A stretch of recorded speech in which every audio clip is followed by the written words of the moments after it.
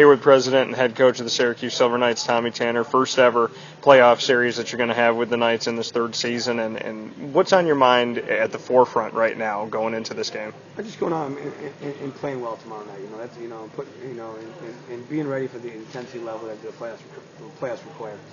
When you look at a team like Baltimore, they got your number more often than not this season, but they were close games. And like you were just talking about with the guys, one mistake kind of leads and snowballs into a bunch of other ones. What do you have to do against this Baltimore team to prevent those little errors that cause these close games to kind of flip in their favor a little bit? Just don't make them. It's simple as that. Don't kick the ball out of bounds. Don't make stupid fouls in our own defensive end, and don't give them any power play. And if we do that, we lost 10-9, we lost 12-10, we lost 10-5 in the 10-5 game. We were winning 5-4. And they scored a goal with no time left to go in the first half to go ahead 6-5, change momentum. So we're right there. If we play the way we played the other 4 games against Baltimore, I'll be happy. When you look at what the team can offer, you talked about going forward and not stopping, not putting your foot on the ball, not kicking it back to Brian O'Quinn. Did you see a lot of that going on in these last 4 games you played Baltimore, or were they just errors maybe that you saw in little parts of certain games? It wasn't so much we went back. Because we know Baltimore wants to pressure us, and if you go backwards, they're going to be able to pressure you. So it wasn't often. I'm just trying to give a reminder to the guys and say, hey, let's go forward when we get a ball, and not let's worry about going backwards. As far as the health of the team, where's everybody at right now? Should you expect everyone to be there for the game, or how's it going? Everyone looks. Nate had a little pull today, I think, but besides that, everyone's 100% healthy, and he said he's fine. So we should be as 100% as you can be, going into the playoffs. Marcus Chantel, he took the captain. He was the captain for the last game with Nelson Santana out against Rochester. What made you choose him to be your captain? Well, you know what I mean. People look up to him. He's a good leader. Off the field also, and I thought he was he was a wise choice. When you look at what the team's doing right now, characteristics of what they were and what they are, what can you say? They've kind of built up the most and gotten them to this point. We're defending much better. We've always been able to attack. We've had a little bit better structure going forward, and we've had better balance. And I think it comes down to balance.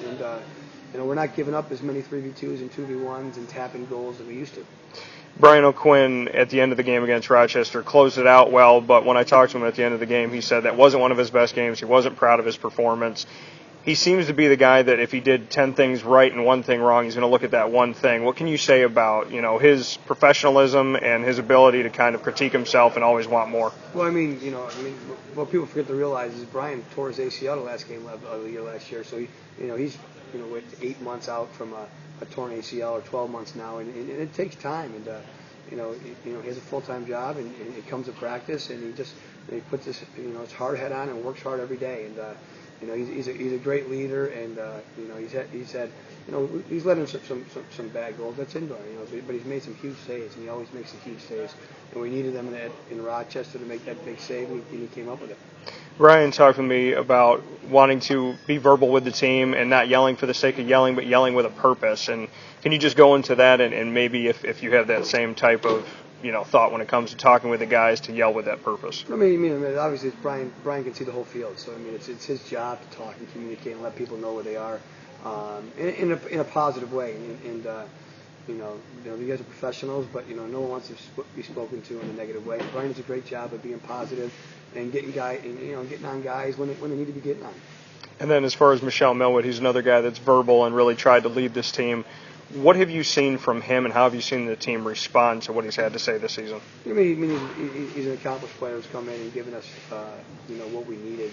A player to hold the ball up top and pass out assists. I think he's close to the league in assists. I don't think he won. I think someone else beat him out, but he was really close. And he works hard every game. And that's what it's all about.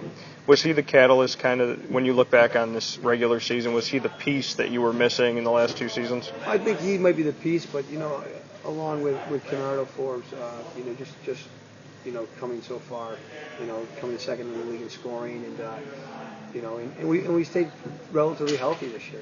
Where in years past we've had quite a few injuries, and we've been pretty healthy, but I look at all the guys. Coriolanus coming back has been a catalyst. It's been able to put Nate in second forward. Darren Toby had another solid year. Nelson's always Nelson. You know what I mean? He's great every game, and and slot scoring more at the end here. And, so I look at it that they've all improved, hence the reason why we're 12-8.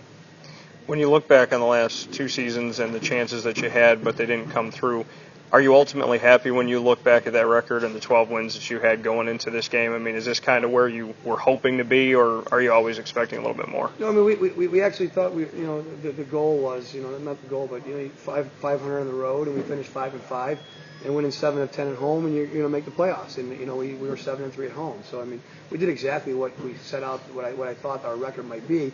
Not the sad thing, but we lost 2 to St. Louis. And we're the only playoff team that lost to St. Louis. So, I mean, our record could have been a lot better than the 12-8 that it was. But that's indoor soccer, and it's still a young team, who's growing. Define Baltimore. I asked the guys too, and they all kind of said the same thing. The first word that came out of their mouth was discipline. Is that kind of what you see when you see Baltimore? Yeah, I mean, they get 5 guys back behind the ball, and and they do a really good job of defending. And they block shots, they get down, and they block shots, and they do the same things over and over again. They play the ball into their targets. They make the runs. They got great balance. Baltimore has great balance, hence the reason why they don't give up a lot of points. I want to go into kind of the fan side of it. You were able to do the green jersey night, and then you did the teal and pink. What did those mean to you? Because, I mean, sitting in the stands and seeing how much money you raised, and didn't matter whose jersey it was, what player was up there, but people were responding to you back-to-back weeks. What does that mean to you to not only be able to do something like that, but to know that you're raising money for such a good cause? Well, I mean, it's just an outstanding thing, and I thank the fans for who were being there and bid on those jerseys. It just shows that the people care. In Syracuse, and the people in Syracuse are good people. And I've always said that. I'd rather, there's no place I'd rather live. Maybe the weather could be better, but in terms of the type of people we have in Syracuse, they're great people. They're caring people. They're hardworking people, and it's a lot. It's different than a lot of cities that I've been in.